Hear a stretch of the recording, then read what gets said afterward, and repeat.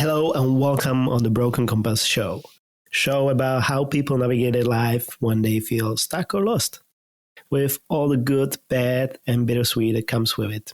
I'm your host, Danik, and today I'm going to talk to Ines. Ines is a Belgian entrepreneur and psychologist who help people to become unstoppable and create the life that they want.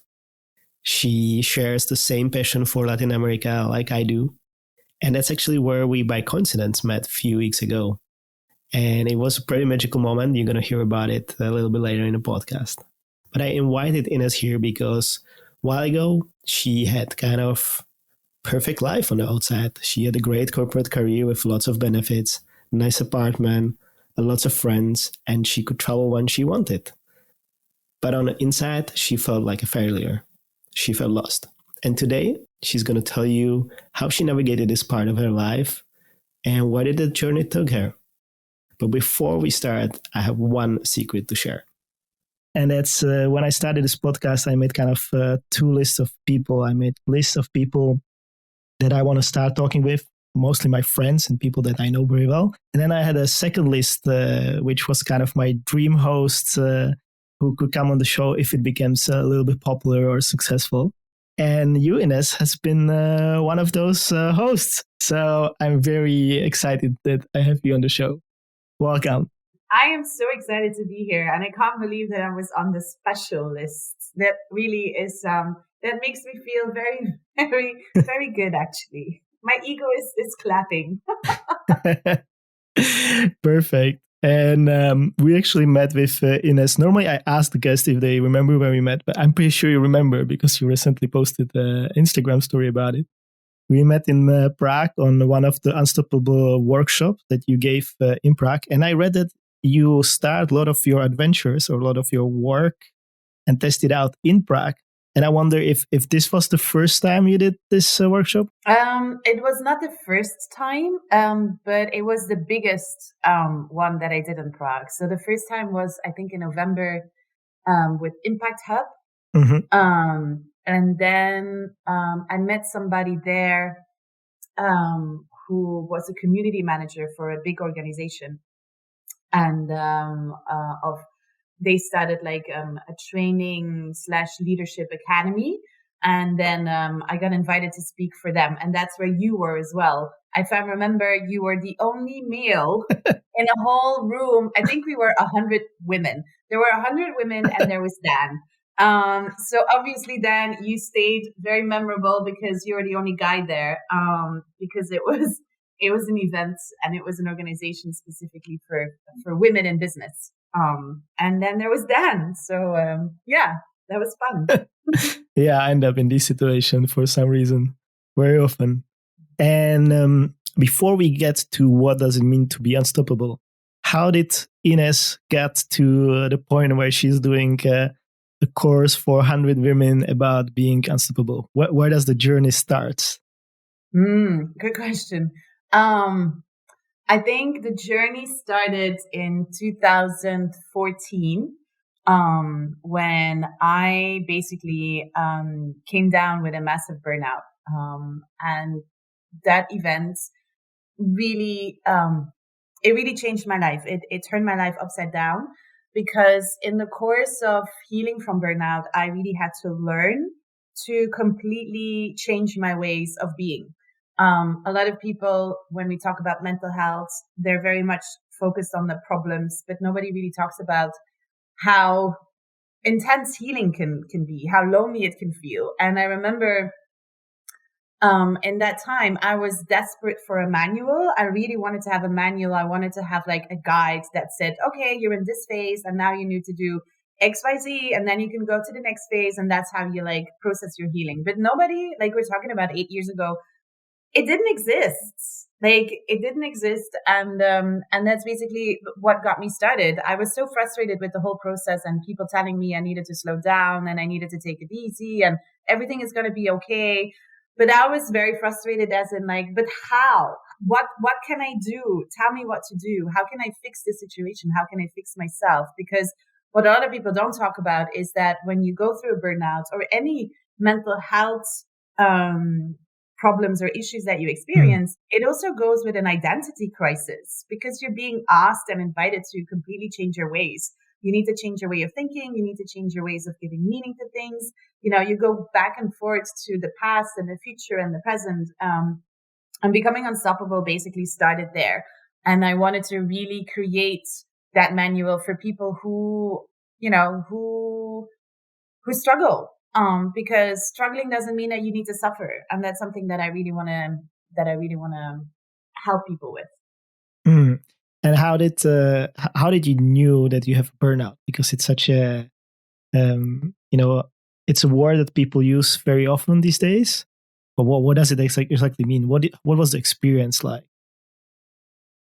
That's a really good question because what I see is that most of the people who go through a burnout don't know that they have a burnout. And that was my case as well. So I remember that the only reason why I knew I had a burnout is because my doctor told me. And I went for a checkup to see my doctor because I didn't have my period for more than 3 months. Mm-hmm. So I went to the doctor and I said, I think something's broken. I think maybe my ovaries don't work. They're on a strike, whatever. So please, take my blood, check any values because, something needs to be fixed clearly. And so we did tests and everything was normal. There was nothing weird coming out of my blood results. The only thing that showed was that I had a very high cortisol level, which is a stress hormone. Mm-hmm. And we need cortisol because cortisol, makes us take action. But mine was extremely high. And so my doctor started to ask questions. And so I answered and I told her a little bit about my lifestyle. I was working in corporate. I was working a lot. I was sleeping okay. I didn't feel like I was having any mental health issues to, my realization. But the deeper she went with her questions, the more that she became aware that my default mode has become a survival mode. So I was in survival mode and I have been for many, many, many years. And I started to accept that as normal. And so my doctor told me, Ines, you really need to slow down. You need to take it easy. You need to take better care of yourself. And I didn't really understand what she meant. I was like, well, but I'm fine. I sleep well, I eat well, I work, I go on holidays, I party, I have friends. My life is amazing. Why would I have to slow down? And then she handed me a sick note. And she said, look, I don't think that you understand what I'm trying to say.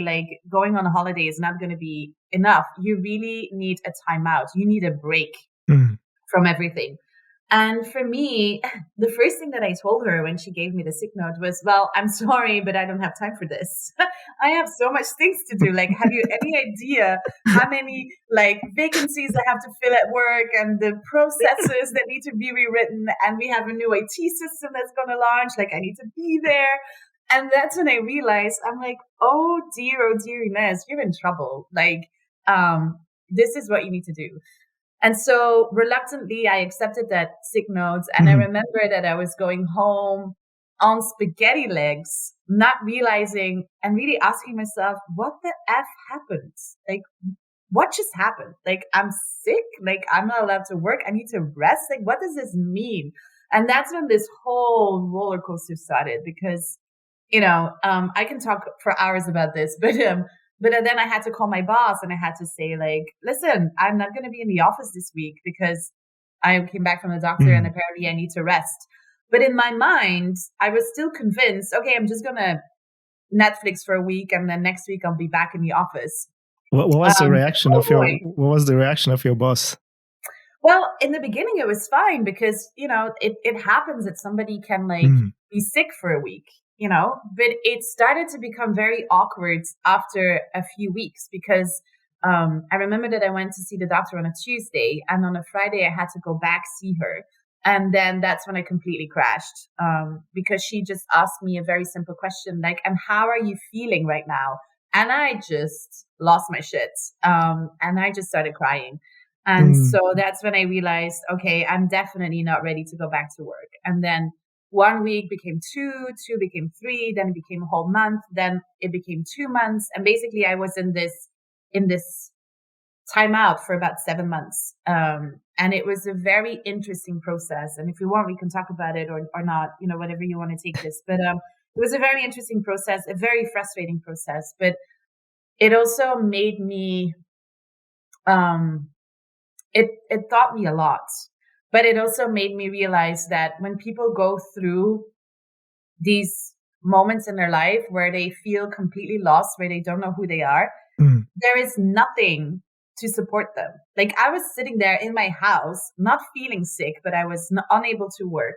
I was frustrated with myself. I was desperate for a manual. I didn't have one.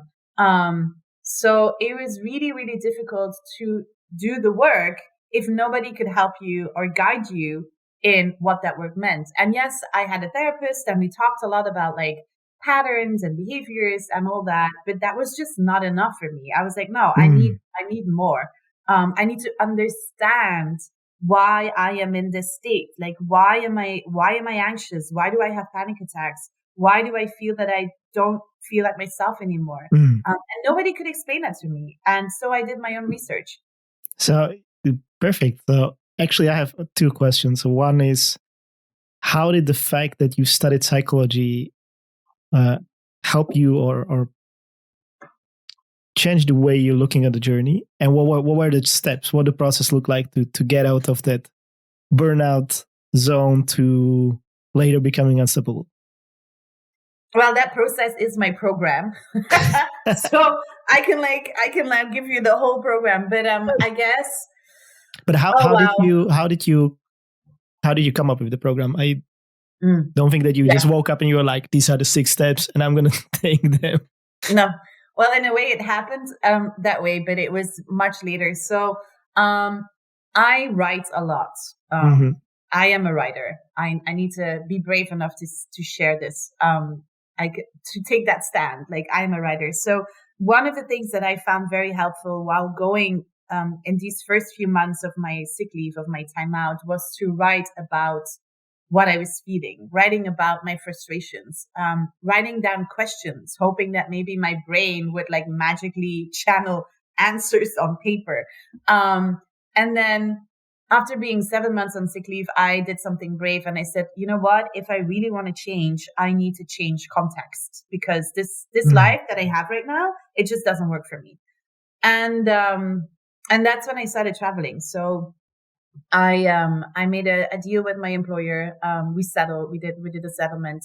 And I packed my stuff and I traded my very beautiful designer closet for a backpack and these beautiful mountain hiking shoes, which was a stretch back then, because this is a beautiful story as well. I remember that I made that decision of like, okay, I'm going to go to Latin America for a few months. You know, I'm just going to fuck off and go on a journey. And I remember that I still had my company car. So I was driving my company car in my company outfits, and I went to this adventure store.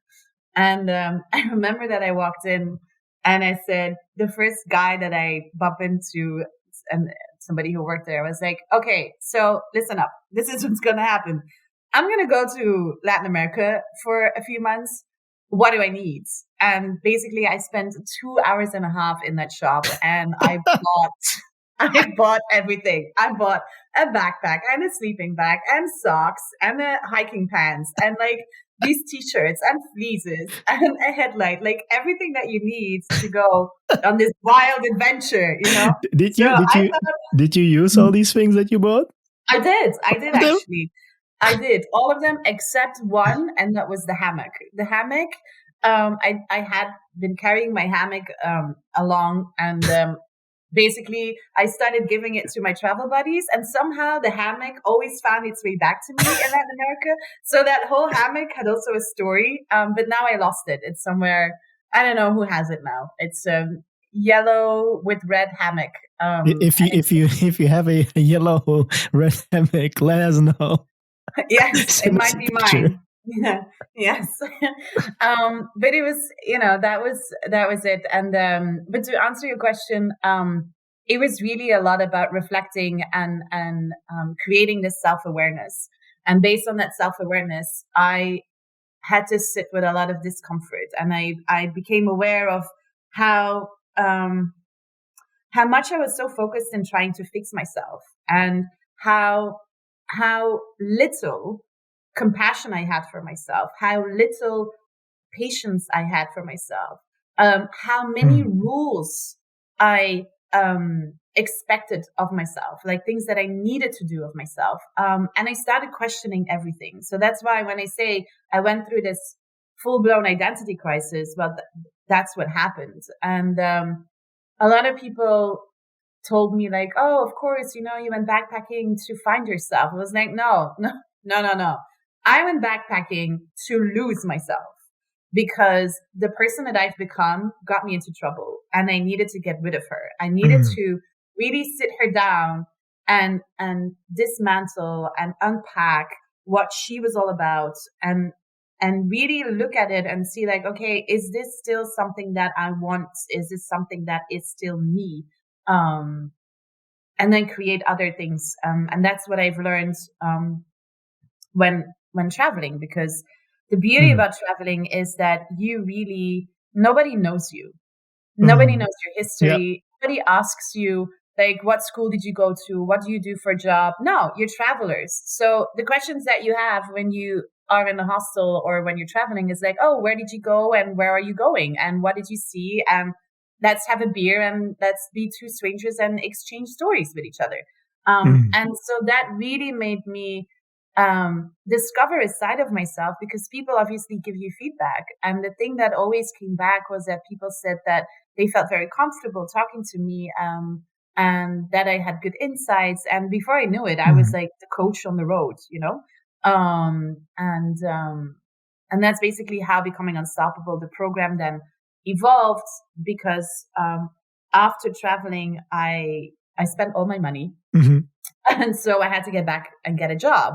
And that's how I landed a job in Prague. I remember I was in Colombia, in San Andres, which is a beautiful honeymoon location. And I was sitting there with my little laptop, like my little tablet, because when you travel light. So everything was mini.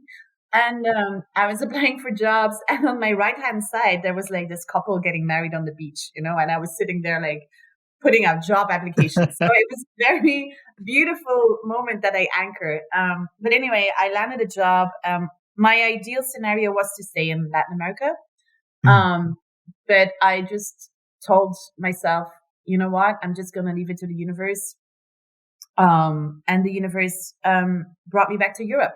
And so then I moved to Prague. I worked for a while in corporate again. I realized this is not my jazz, and this is not where I can truly honor who I am, because that is what Latin America brought, or traveling brought, is that I could really feel into the person that I am and that I became. And corporate just was not the right box for me anymore.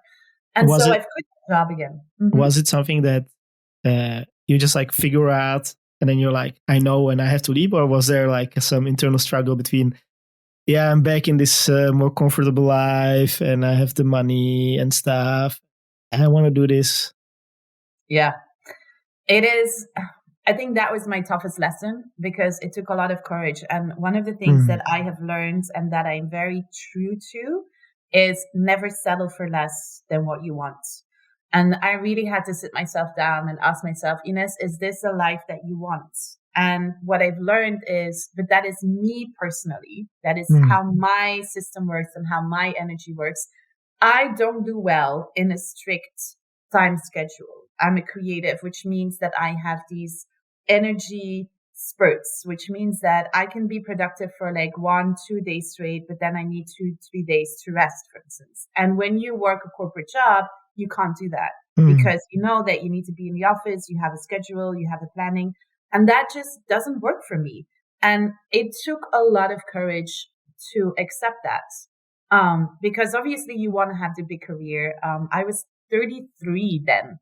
And you know, when you're 33, many of the people that I've known, they were settling down. They were buying beautiful homes. They were married. They're like having kids, cars. And I was like, is something wrong with me? You know, and I was hanging out with like these travelers and like these foodies and like these creatives. And I really, it was such a contrast from the life that I had, because the life that I had was me being in this corporate world, living in a loft apartment, you know, having financial means, And then the other life, like me trying to figure out, like, okay, so now what, Ines? What are you going to do with your life? Like, what is the next step for you? You've healed. Now you're in this mess. You have no certainty. So what are you going to do? And so I've quit corporate. And then I went house sitting for a few months because I didn't have the money to rent an apartment. Secondly, I didn't know where I wanted to rent an apartment because I was like, okay, now what are you going to do? Are you going to stay in Prague? Are you going to go back to Latin America where my heart was? Like, what are you going to do? But then and that was another milestone, a key moment in my life is I just decided to surrender, which is something that our brains do not like. Our brains want certainty. They want predictability. They want validation. And I just said, you know what? I'm just not going to do it. And I'm just going to like sit here and figure it out. So I went house sitting, and that was like my first training in embracing uncertainty and in embracing and trusting myself and my skills. So fate brought me to Amsterdam, and because I was a bit bored, because I didn't have a job, I started going to these meetups.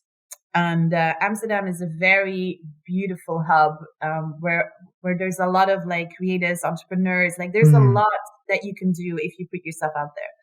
And I started attending these meetups, and people started, when you introduce yourself, and I started to share my story, and people found it very fascinating about like, wow, like that's crazy what you did. Like, wow, how does that work? And before I knew it, I created this workshop, and I said like, okay, so clearly people want to hear what I have to say. Why don't we just make it formal? And then people gave me a stage, and because they gave me a stage, I designed a workshop. And before I knew it, I made it my business. And that's how I moved to the Netherlands and became my own boss and had my own company and started speaking. And then I started getting invitations to speak internationally. And then my workshop became a program.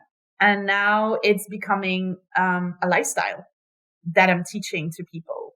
What you said is, I really want to help people to fall in love again, but to fall in love with themselves and their life, because that's what they are meant to create. If you're not in love with your life, if you're not in love with your dream, then you've got a problem. And that's basically what becoming unstoppable is about. Wow. Have you ever thought during the journey that you are the crazy one? Because you said that other people sometimes felt like, oh, this is crazy. Have you ever thought that to yourself? Every day, every freaking day, because I'm going to be very honest. I'm a born optimist, and I'm a very happy person. But what people forget is that it's not because you're an optimist that you don't have doubts. I question myself every day. But that's human. That's human. The beauty is that I am teaching other people because of the tools that I use. Is when you hit that point, what can you do to learn from it? Because I don't believe in negative emotions. And yes, I'm crazy because, well, not really crazy. I'm just me. But you know what? One of my best friends said we once went to visit him in Portugal, and there was his friend, Brazilian Taisi, and Taisi asked him, "Why are all your friends so crazy?" And Peter said, "Because I'm not friends with normal people. They're boring. I like to be around people who are crazy and weird." Yeah, so, and there is no such thing as normal. Yeah, I think that is one of the reasons why people feel unhappy, is they pursue something that they think they need to do instead of just embracing and asking themselves, what is it that I want? And that's a difficult question to ask yourself, because that's exactly one of the lessons that I've learned through burnout, is that there's so many, but one of them is I was living a life based on other people's expectations. And I really had to ask myself, but what is it that you truly, truly want? I could not answer that question. When people ask me, what do you need? I was like, what do you mean? what do I need? Like, of course, I need food, I need a house, I need money. But they're like, no, like, what do you need? What are your needs? And I was so confused. I could not answer that question. And how did you realize that you were living life that other people tell you to live? Because of, well, many things. I think the biggest one is that one day I was on a hike. Mm-hmm. And it was really cold and snowy, and it was at the crack of dawn, like at 7:00 in the morning. So it was dark, and I was talking to these people from my Slovak friends. They were amazing. They changed my life. And we were talking and talking and talking. And then one of them just stopped and said, like, my God, Ines, like, you have so many rules. Like, how can you live with so many rules? And that really hit me. And I was like, wow. Like, and first, obviously, I was in complete denial. I was like, what are you talking about? I don't live, like, I'm a free spirit. I don't have these rules. But then I was like, no. What kind of rules? Can you give us example, one or two? I don't specifically remember because it's been a long time. But I just remember that he was right. Mm-hmm. It took some time for me to digest it, but he was right. I was living by all these rules, and rules, it's not like in the classical way of like what we teach in school, but it's like things that you allow yourself or don't. Mm. And everybody has them. For instance, it's like the idea, for instance, for me, when I went to Latin America, it started because I was watching Dirty Dancing every week. And then there was this, because what else is there to do when you're on sick leave and you have like no purpose in life and you're just sitting there? So I was having cake and wine every day, watching Patrick Swayze doing this. I was in this fantasy bubble. But anyway, there was a voice in me that said, hey, why don't you just take salsa classes? Because I love dancing. Mm-hmm. And then I went to this salsa bar in Brussels. I was living in Brussels back then, which was horrible. It was like a really bad experience. I was like, yeah, this is not doing it for me. And then this idea came and they're like, then why don't you just go to Cuba?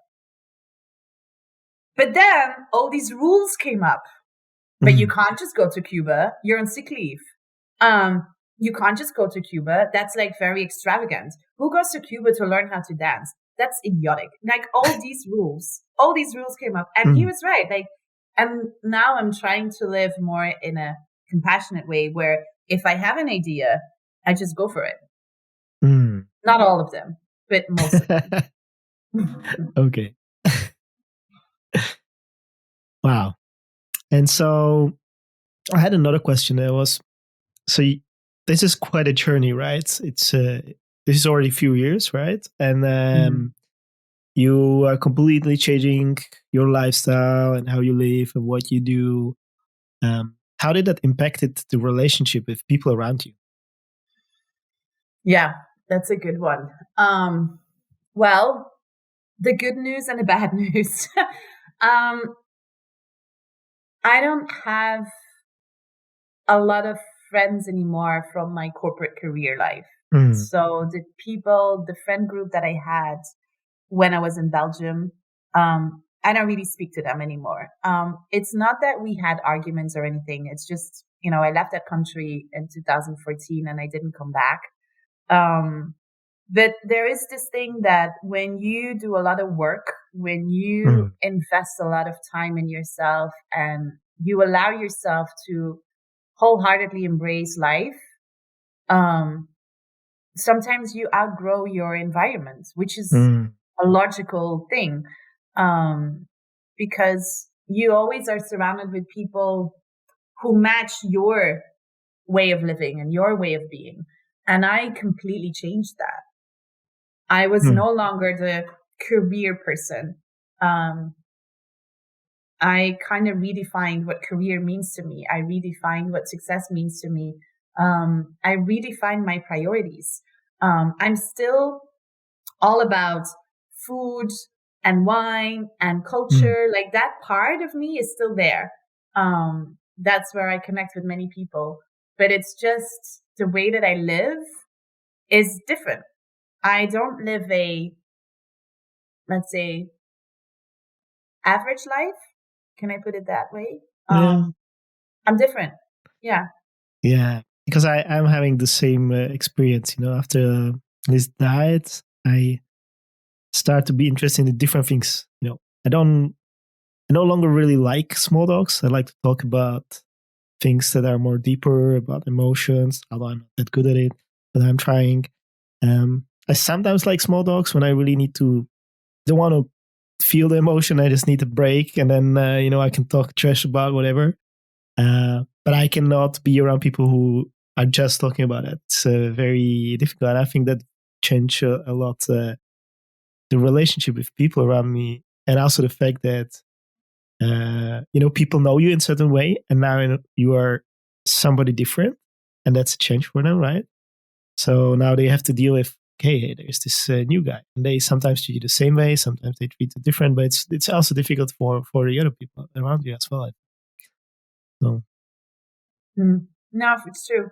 I mean, there are a few friends that I'm still very close to, but they have accepted that the nature of our relationship changed. So instead of meeting every week for dinner, we FaceTime now every week because I'm in different countries. But they're still there. They still see me for who I truly am. But for instance, the whole social circle that I've built based on my colleagues who became friends, that kind of like faded out. And it's a different way. My relationships that I have with people changed, because I've been through this transition, and most of my friends live in different parts of the world, but we do see each other. That's one of the reasons why I went to Peru. That's one of the reasons why I'm traveling so much, and my friends also travel back. And that's basically, it's a different lifestyle. So a different lifestyle has a different environment. Yeah, right. And you mentioned the Peru. So now we talked about how you got to create your course, right? And that's when we met was about 3 years ago in Prague. You gave your lessons, then you moved to the Netherlands, giving international lessons or classes. And then at one point, I got a newsletter email that was saying, "Hey, Ines is now don't want to be a comfortable again, and she's taking this leap of faith." So how did that happen? From being already on your journey, everything was working okay. Of course, there was COVID in between. What happened? So much has happened. I don't know where to start, but okay, so I'm just gonna wing it. So the journey was burnout, creating this course, helping people with going through similar things. And then I evolved because I'm a big fan of self-development. So the moment that I burned out until this day, I've always had coaches, therapists, like I've always had a team of people around me that could help me grow. Because I always say, if you want to play the Olympics, you need a team around you. So I'm learning on a lot on a weekly, monthly basis. And then what happened is I moved to the Netherlands, and I settled down in the Netherlands, and I got a book deal 2 years ago. 2 years ago, I got this book deal. I was super happy. Somebody came to the Becoming Unstoppable workshop. He was an editor, and he reached out and he says, like, Ines, we really love your story. Do you want to write a book? And I said, yes, let's go. And that's when my second journey began, because I had to learn a really big lesson. So what happened was that I started this journey to be a writer, or to write a book. And what I realized is that I was creatively blocked. And I started this journey to figure out, why am I creatively blocked? Why can't I write? Like, what's not working? And the biggest lesson that I've learned there is that I was not connected with my heart. So everything that I've been creating was from my head. But if you really want to be creative, you need to feel more. You really need to, use the emotions that flow through you.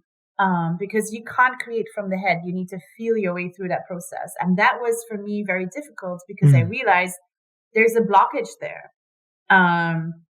Anyway, fast forwarding, How the did you writing of how the book, did you know that you're creating just from your mind and not from your heart? because the book that I wrote was freaking boring.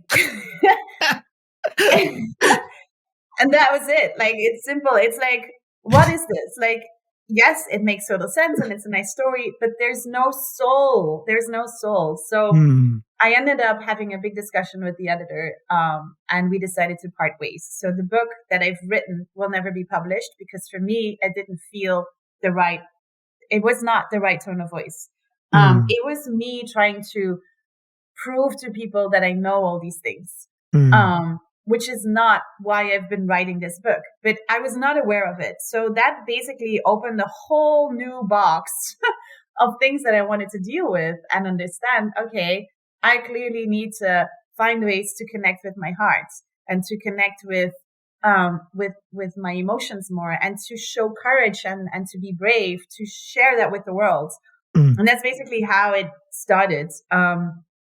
And I've been doing that for the past 2 years, where I've really went exploring. I've did so many different things. Like, I went to healers, energy healers. I mean, I went to spiritual people. I went for yoga, acupuncture, nutrition. I did the whole, like, all the things to figure out, how can I feel more? How can I connect with that vulnerable part of me? And so that means that I really had to sit with my fears. I had to sit with many, many things that are very uncomfortable. But I'm very happy that I did, because then what happened was, I don't know how how much I want to share, because it's deeply, deeply personal. But let's just do it. So I'm a very, let's say, hands-on, resourceful person. So one of the themes that I really needed to sit with was rejection. One of the reasons why I was afraid to share my story, to share it from the heart, is because I had this deep fear of rejection, which we all have. This is normal. But, as a scientist and as a curiosity person, I want to figure out, how can I hack it? What can I do to not being afraid of rejection anymore? So the thing that I came up with was okay, I'm going to go on dating apps. And so that was step number one. Yeah, I know. Oh, perfect. I have fear of rejection too, so. Yeah. Well, so most people go on these dating apps to find love, or, to go on dates or to meet people. I went on these dating apps to practice getting rejected and to practice, being out there. So and that was how did it look like? How do you do that? Well, there's a whole story to it. I mean, this could be a podcast on its own. I didn't go binge dating. I think I tried it for about 7 months. And not only did I learn how to deal with rejection, I also learned a lot about boundaries and about putting my boundaries and about giving feedback to strangers, basically, because it happened to me a few times that the guy in the picture was not the guy in real life. He was 20 years older than the person in the picture. And in the beginning, I didn't have the heart to tell him, I'm sorry, but I really feel cheated on. You don't just put it the picture that was on your profile could be your son, for crying out loud. But the thing is, I didn't have the heart to say that in the beginning. Now I feel more comfortable because I had to train myself. I had to practice. But into the whole dating story, there was last year, I met a guy. And I thought he was my soulmate. And basically, he was not a good guy. He was not somebody that was the right fit for me. He was basically a narcissist. And that was a beautiful experience for me to really, really honor myself, because walking away from a situation like that, and everybody who has been in an abusive relationship will recognize these patterns. It's not easy. And I'm not saying that I was in an abusive relationship, but had I stayed in that dating dynamic, it would definitely have become an abusive relationship. And that basically opened a whole new door for me, as in, wow, there is so much that I want to learn about these patterns that I have. Like, why did I attract a narcissist? Why was it so hard for me to leave that relationship? Like, why did I put up with bullshit?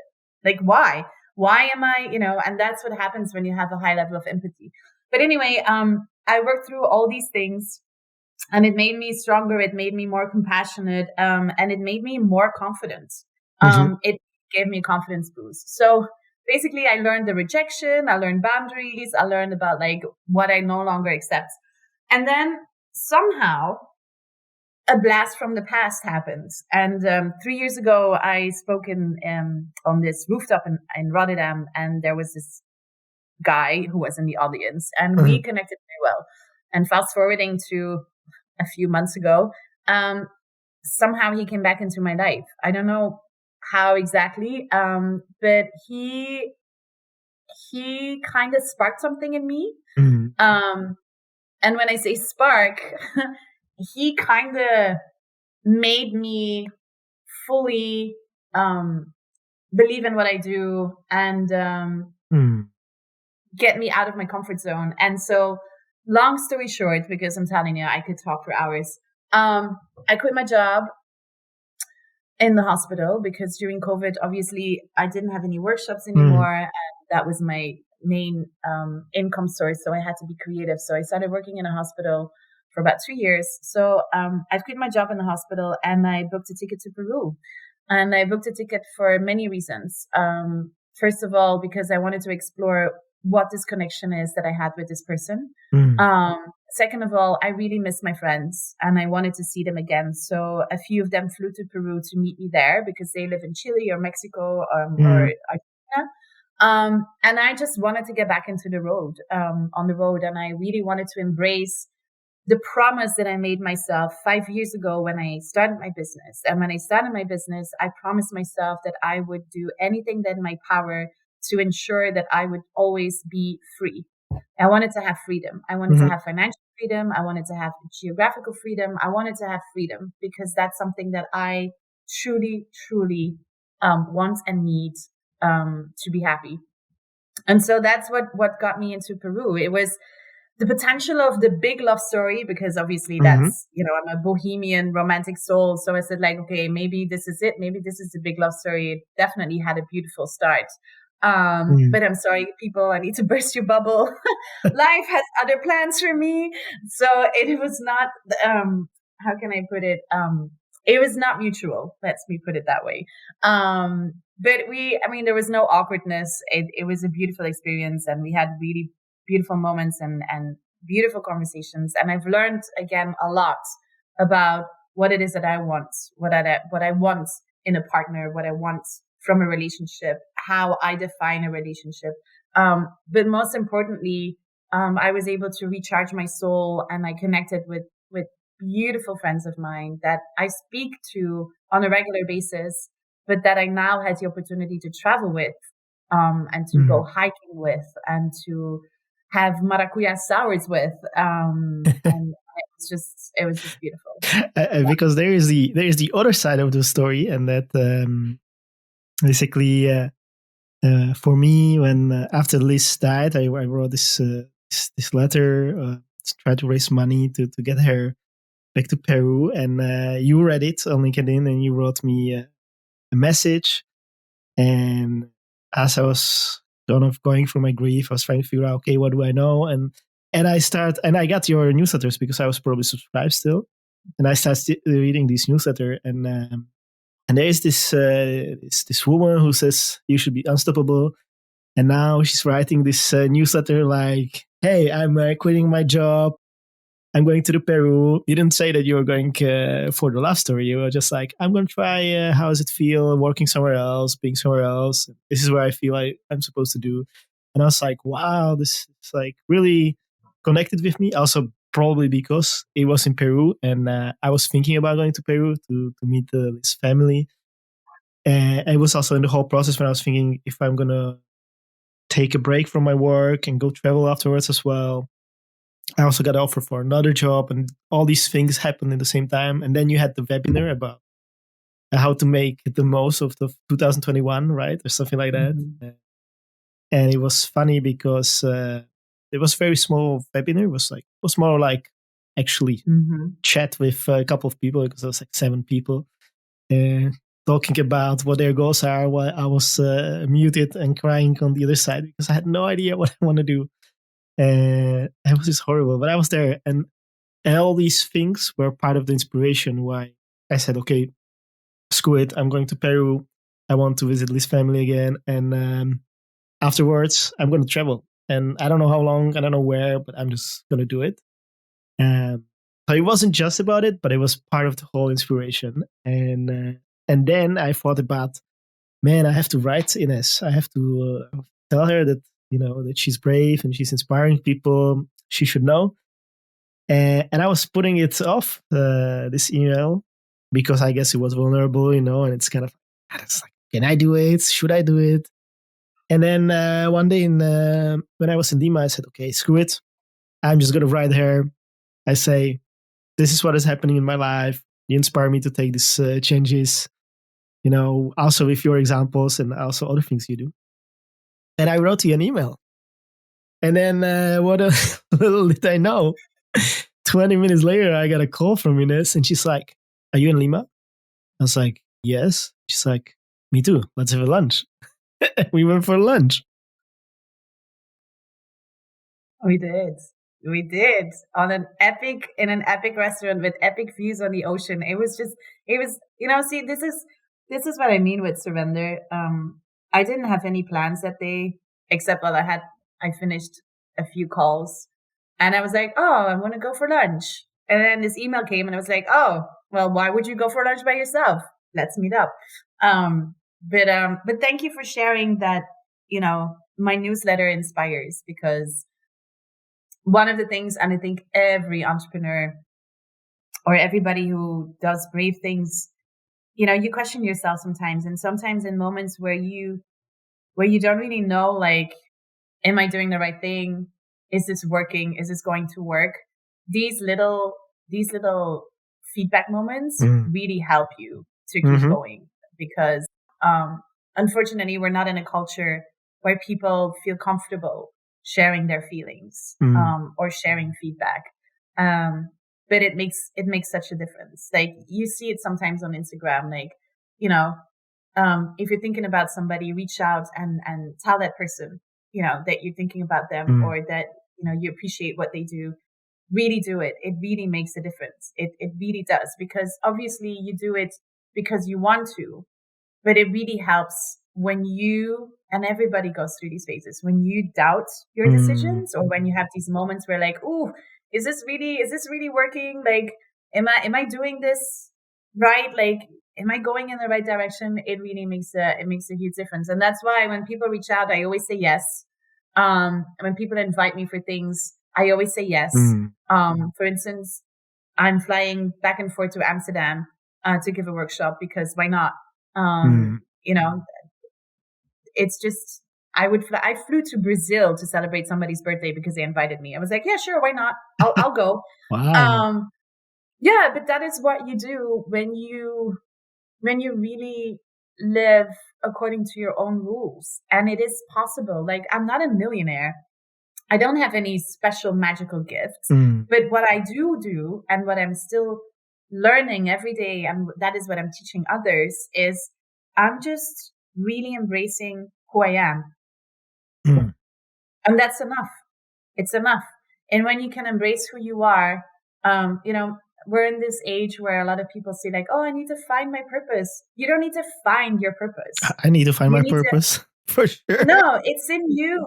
It's in you. You just need to cut out the bullshit and get rid of the noise, so you can really feel what it is that you desire, because desires are different for everybody. They're not just in there, to be ignored. No, they want to be heard. They want to be listened to, but we don't have time, and we don't create space to connect with that part of ourselves, because we're too busy trying to figure out what other people want from us.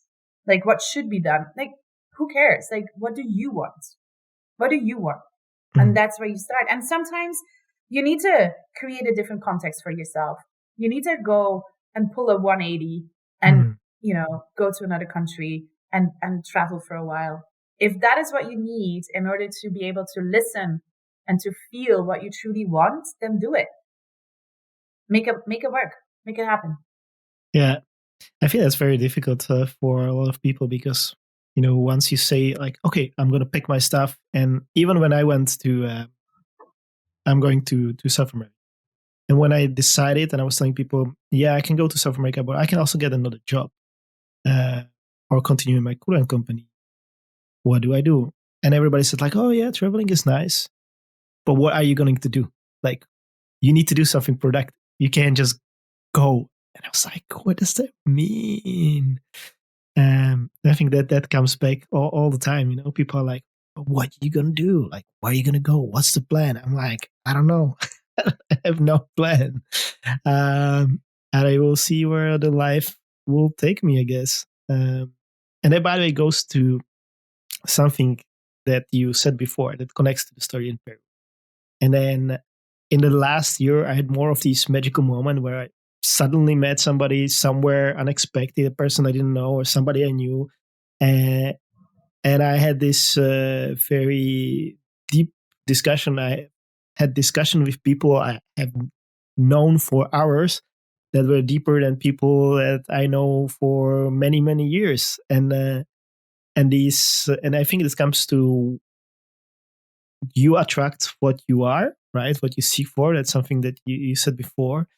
And also where you put your focus. And also the more, I had actually one of my friends talk to me lately. He's a very rational guy. And he said like, yeah, I've heard that in leadership, if you're vulnerable, that people get vulnerable with you and that it will like improve your leadership skills and people will like align more around you. And he said like, so you know what? I tried it. And I had this colleague and I shared something with her about fucked up. And she was like, man, wow, like it's so cool that you as a leader are saying that you also sometimes make mistakes. And I'm happy that you are actually my leader and I can work for you and with you.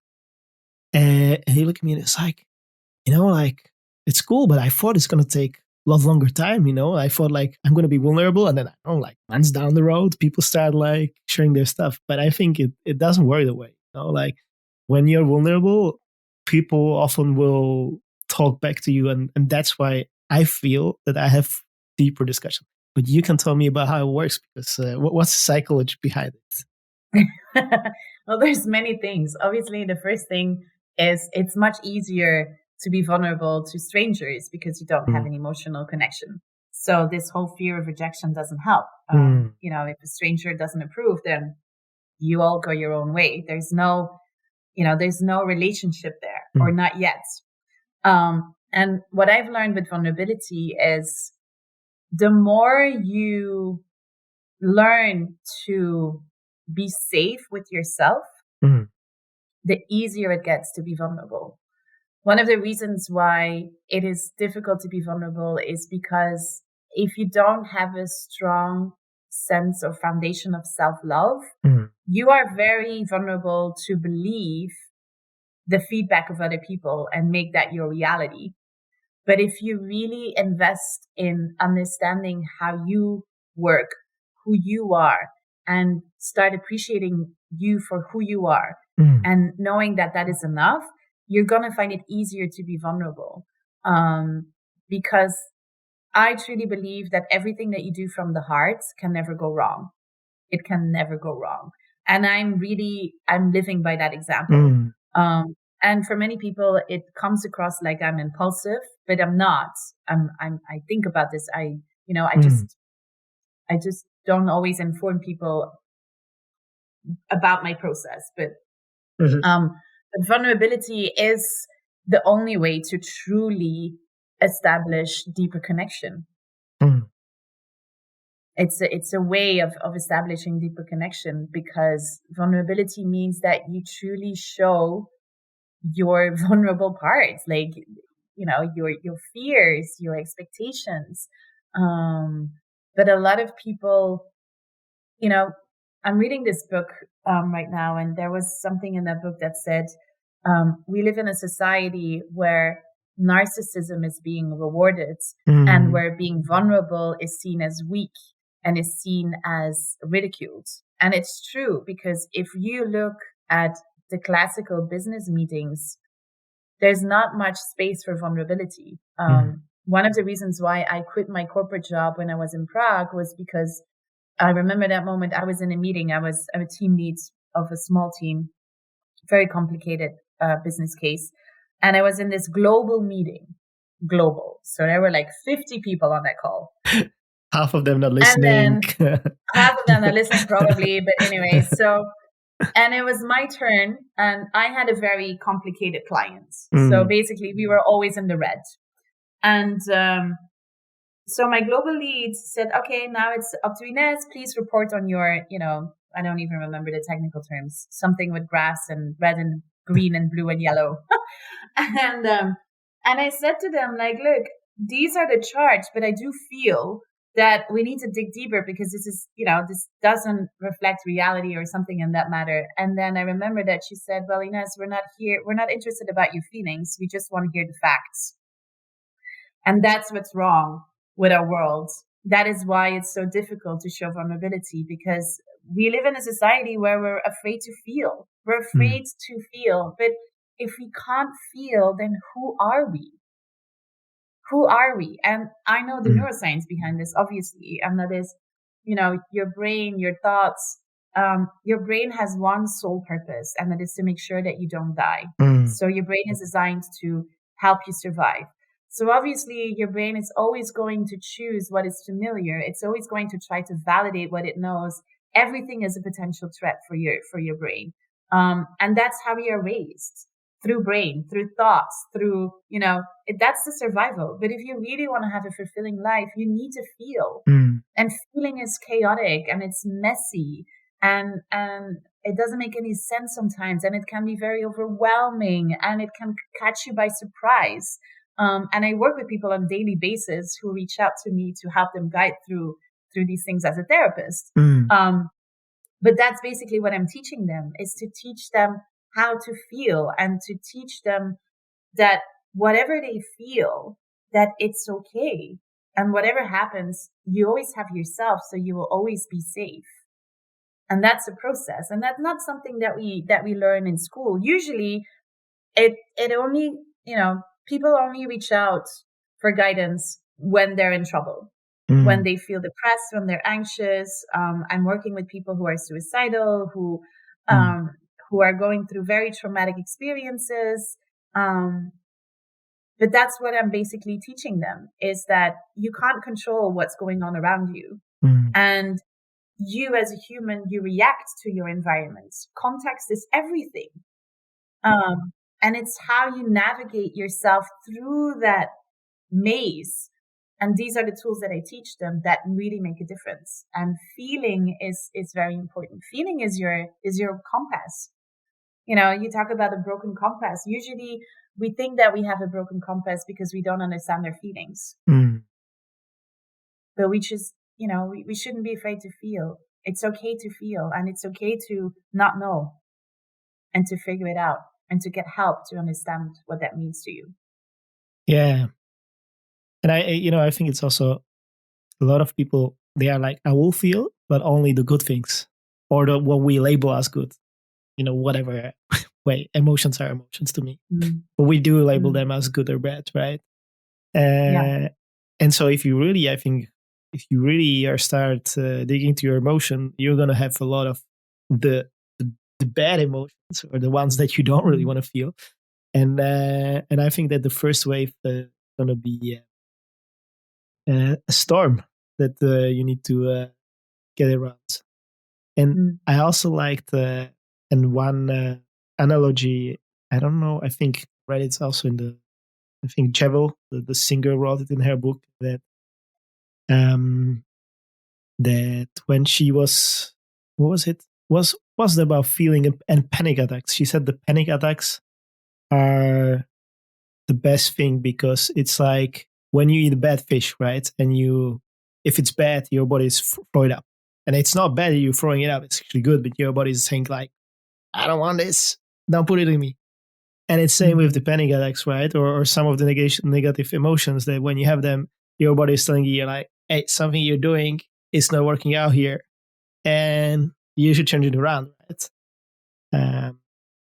Yeah, and then the other thing is that sometimes also, these bad emotions are also, like, you cannot have love without grief, and you cannot have happiness without sadness, because that wouldn't make any sense. What it would be to be sad. And sometimes you're sad to remember that you've been through something happy, or no, that's something how I feel after everything that I'm going through. I think that's what I am learning, is that being sad is actually not a bad thing. It's part of life, and it's actually sometimes good to be sad. I guess that's how I would put it these days as well.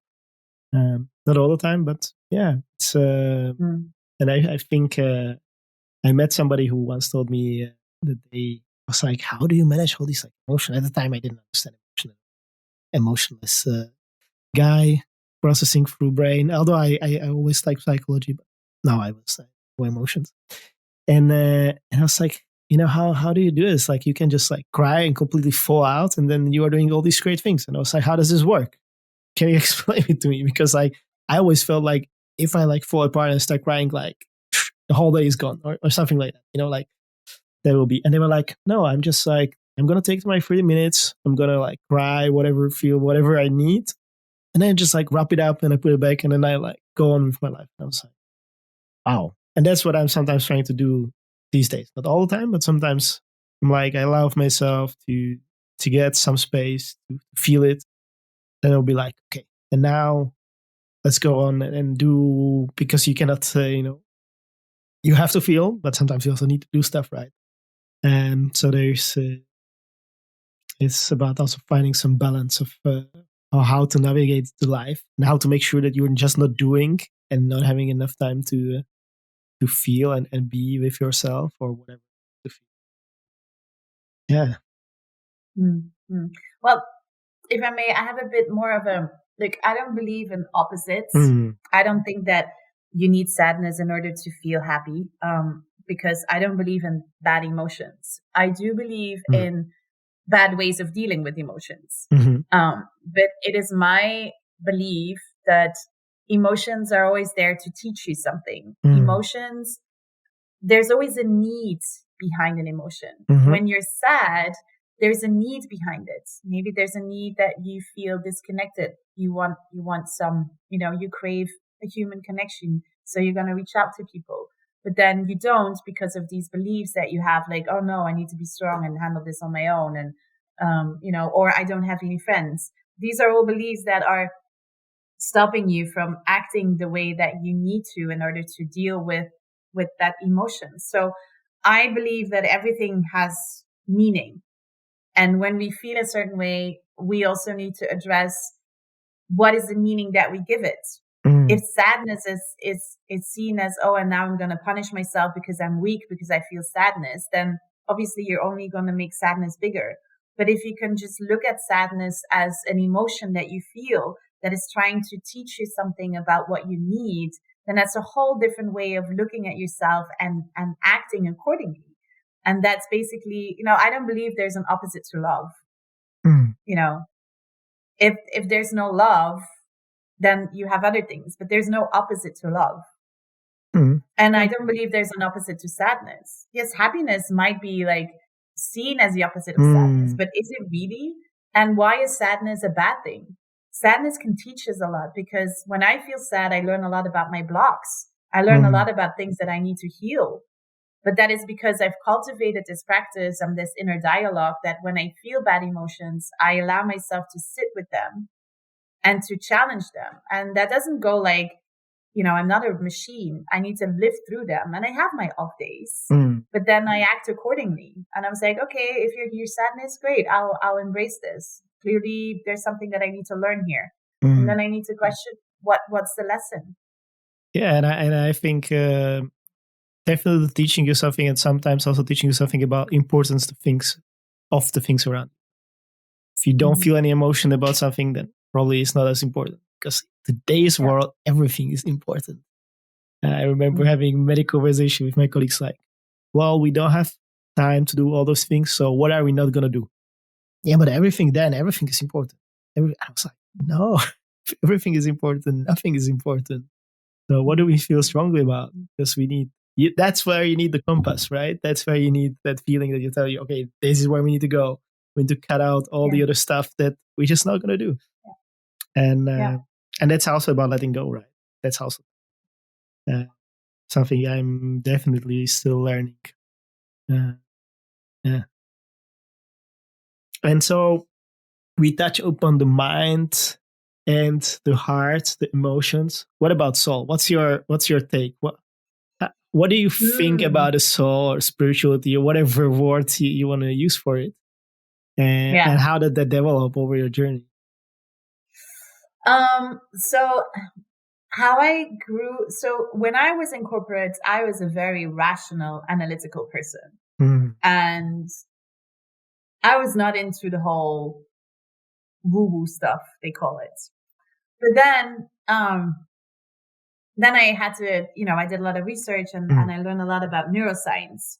And I learned a lot about big names like Einstein, for instance, and quantum physics. And that's when I started to connect the dots. And I'm definitely not the first one. There's a whole scientific movement out there. But for me, soul is about energy. It's about feeling. It's about connection. We think of soul as in like an entity, like we have an arm or a leg. We also have a soul. But that's where you are being challenged. There is no such thing as like this soul that is in your body, but it is about energy. And it is the way that I look at it is our bodies are our vessels. Our bodies are what is communicating with the outside world. And then we have our brains, neuroscience, hormones, all these things that are translating all these stimuli into meanings, and based on experience and etc. we create stories. And then there is something that we can't capture, we can't touch, and that is a feeling. It's a gut feeling. Why do I have these ideas? I don't know where they come from, but I have these ideas, or I have this feeling like I need to do this right now, or I have, for instance, yesterday I went on a nocturnal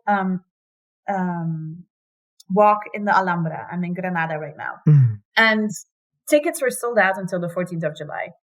But then we found the hack in the system and they were like, yeah, you need to wait until midnight. And then the tickets that got canceled are going to be put online. And then at 11, I said, you know what? Fuck this. I'm going to go now. And so I opened the website and there were 2 tickets available. So if I would have waited until midnight, I would not be able to book a ticket. But because I said like, no, I feel that I need to go online now. And I just kind of followed my urges. I found a ticket. And I mean, I'm talking about a walk that is in the 8th world wonder of the world, the Alhambra. It's like, it's a heritage. That is sold out until mid-July. And I found it 24 hours before I would go. Because I felt this urge. And I had that with many things.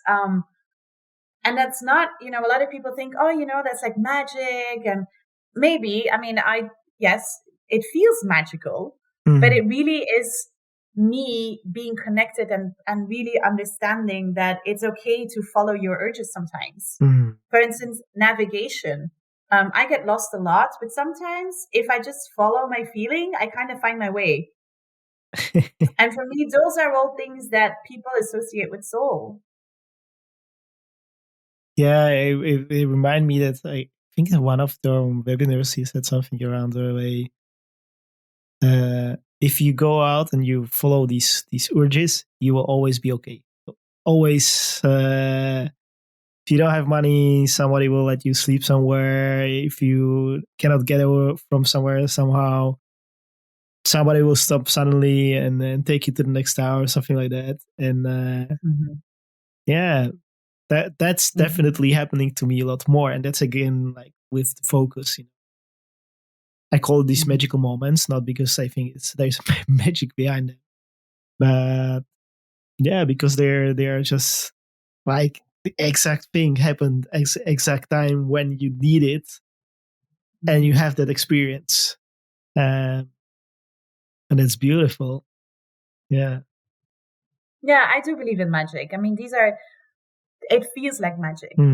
And it feels like magic because you're doing something brave, and that is you're surpassing your brain. You choose to surrender. You choose actively to not know. And for your brain, that's very, very scary. But then, if you keep an open mind and an open heart, if you really allow yourself to start feeling more, then that's when all these things can enter, because, feelings, as I said, feelings can be overwhelming, but it also gives you a very fulfilling life. How do you surrender? Wow, that's a difficult one. It's not easy to surrender. Sometimes it kind of depends what you need to surrender to. It's about trusting yourself, trusting your skill, trusting the process, not always having to have a plan, being able to plan things out, but in the process of executing the plan, to be living in the day to day. It's staying true to, making sure that you eat well, that you exercise, that you take care of your body so that you stay connected. That doesn't mean that you can't go overboard. I mean, I like my wine, and everybody knows that I love, Maracuja sours, for example. Yeah. Yeah, maracuja sours, for instance. Wow, these things are nasty. They will get you by surprise. But yeah, that was bad. I don't know anything about it. Good. Yeah, no, of course not. We did not have those during lunch. And but it's really just making sure that you take care of yourself, and that you understand where you are, and that you know yourself. That's basically it. Knowing yourself is not just something that is in your brain, as in like, I know who I am and I know myself. No, it's also knowing yourself as in, when you feel something, that you understand what it means, that you understand what's the difference between intuition and fear. For me, that was a big one.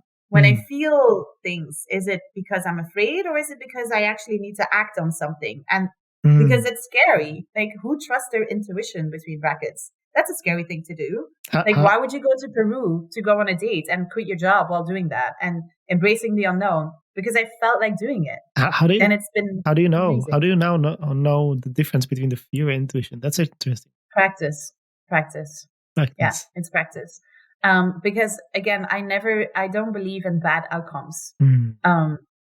You'll always learn. You'll always learn. And I made some really terrible mistakes, like especially when I'm investing in myself. Sometimes I can have this moment where I'm like, okay, I need to do these things. And then out of fear, I start looking for a coach, and then I get it. And then I meet these people who charge extravagant money, and then I was like, yeah, let's do it. Like, I need you. And that's a fear decision. And then I realized that because, I was not thinking critical enough or whatever. But there's always a lesson there. But fear will always be there. Fear is always there. People always think like, oh, I want to live without fear. It was like, well, then no, it doesn't exist. You will always be afraid. Always. Were you afraid when you took the jump and went to Peru? Yes, very much. Hello. I mean, we're talking about me quitting my job, as in like stepping away from certainty. And yes, I have an online business, but that was like pushed back because I had, the work at the hospital, and I opened my own practice in Amsterdam and The Hague. So I was turning back that. I went and flew half across the world based on an idea that, there was this connection with this person without ever having had a serious conversation with him. I was like, oh, but it's all part of the romantic story, Of course I was afraid. I'm not going to say I was terrified, but there's always this fear of, oh my God, what if everything goes wrong?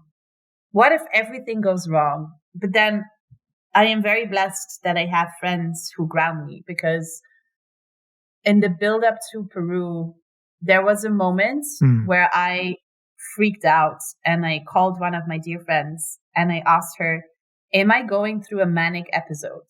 Like, am I completely losing my shit right here? And she said, no. She said, no, Ines, we've known you for a very long time. This is what you do. This is when you thrive. You need that pressure. You need that uncertainty because it keeps you sharp. This is how you roll.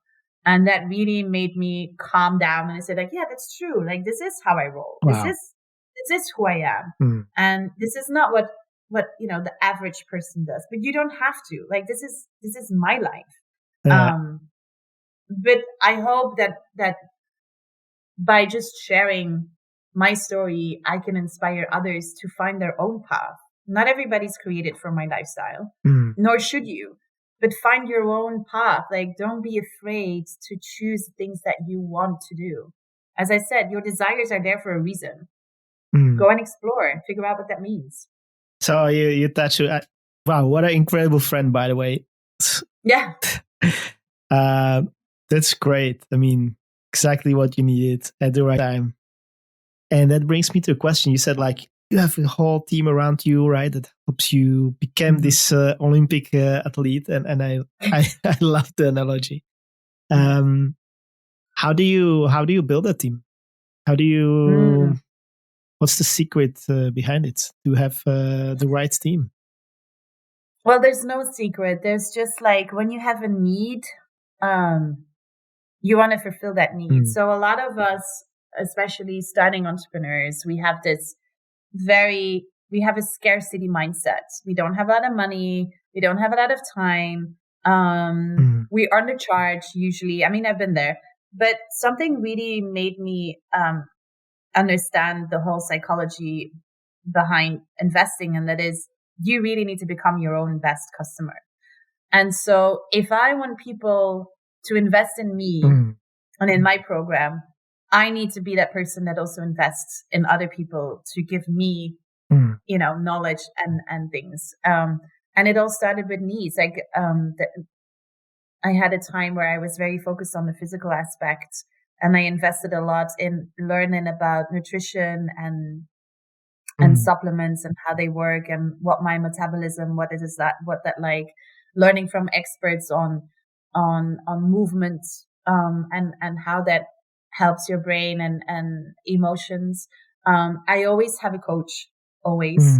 My first coach was a do coach. She called herself a do coach because I'm great on ideas, but I'm poor on executing. So I paid a coach for 4 or 5 months, and every week we would meet and she would give me homework and to-dos. And then she was kind of like my accountability partner, so I could like move up the scale. And then I invested in a very expensive business program, which was a really bad investment. But anyway, that was one of these fear-driven decisions that I made. And I was angry with myself for a year for losing that money, between brackets. And now I have a coach. I've been working with her for a year.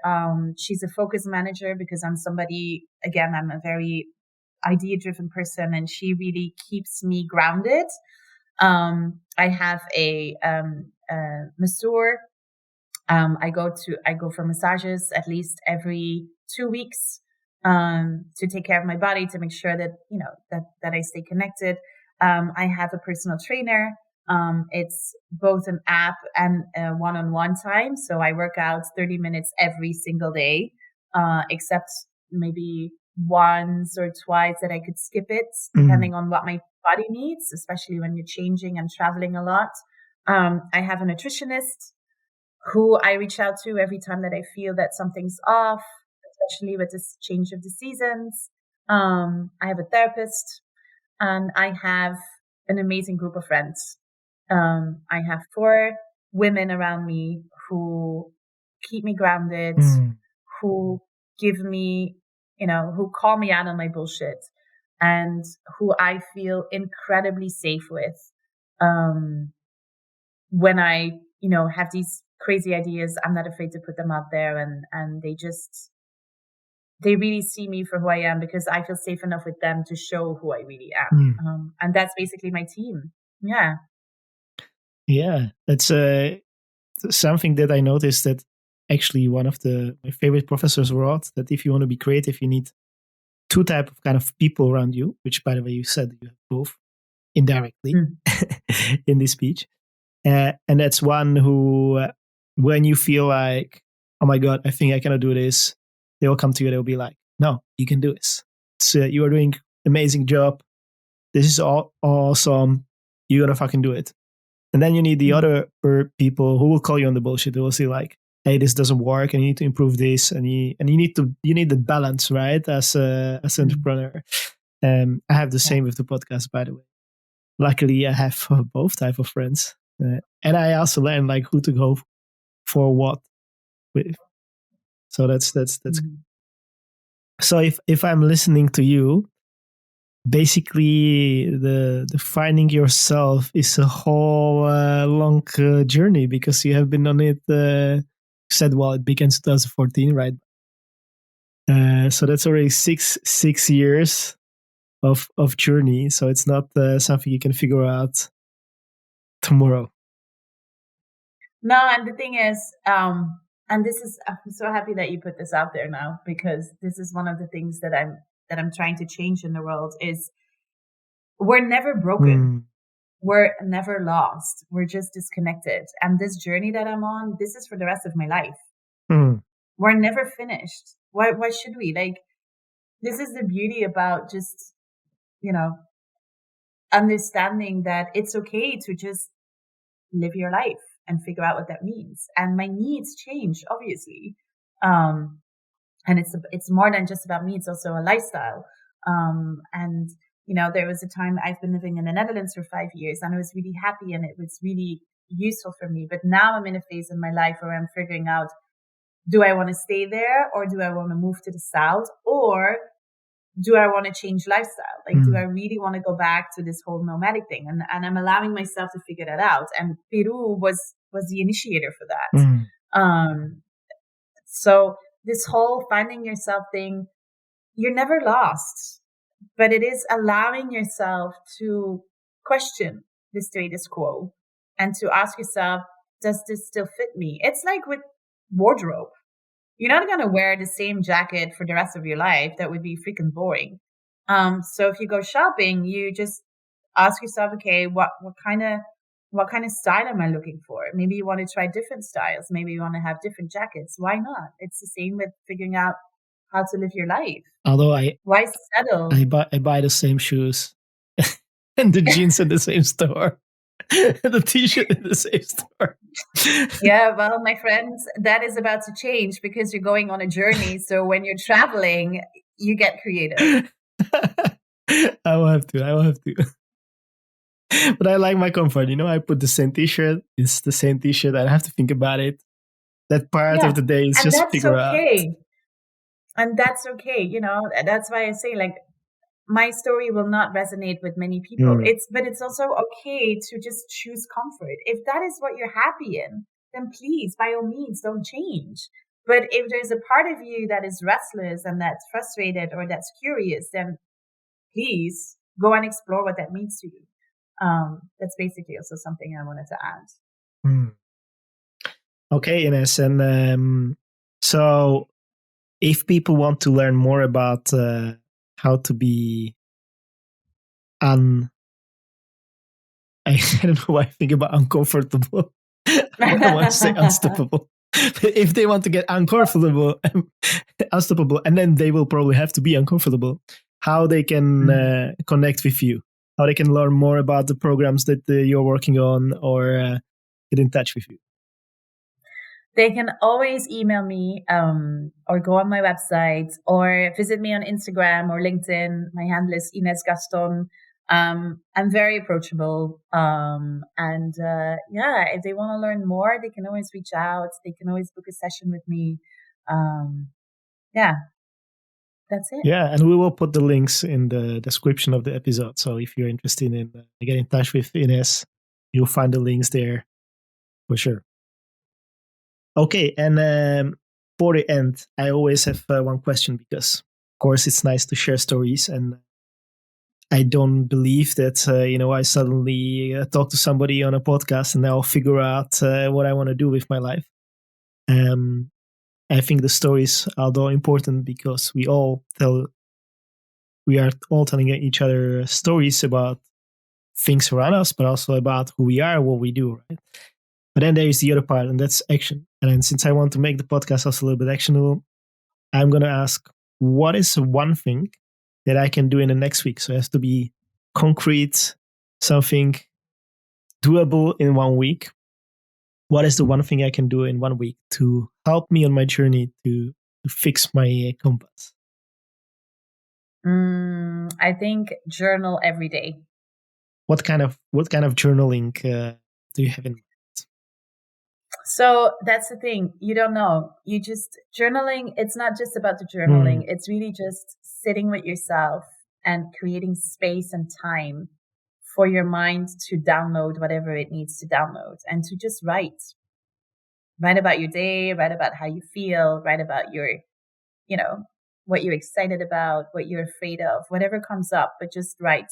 I found it very, very helpful because it really helps you to understand what is going on in your mind if you take a moment to just sit and reflect. And for me, journaling has been very, very powerful. That's where all my ideas came from. That's where most of my content comes from.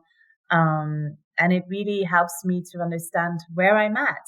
Am I being nice to myself? Am I being mean to myself? What kind of emotions are there? And when you can identify that, you can understand what your needs are. And that gives you very specific directions. And that's how you create your compass. Do you journal every day? Every day. Every day? I have 3 notebooks with me. Every time I travel, I have 3 notebooks. I have my journal. I have my journal where I write a lot. And then I have my business journal where I write like business ideas, to-dos, sessions that I had with my coach, trainings that I followed, these things. So I always have 3 journals. And what's the first? Is the one that you write journal? There's the other one that's business. And what's the third one? The third one is just a notebook where I write. So my diary is where I capture things that happen and feelings that I have, but it's limited. It's a page a day. And when I journal, I really want a free flow. And I write in there almost every day. Yeah. Wow. Okay. Well, I have my journal. It's here actually. My 6-minute diary, but that's a little bit different. There we go. Because that's a lot about what you're grateful for that day, what you want to. I think it says. Wait, let me see. Let me just figure out.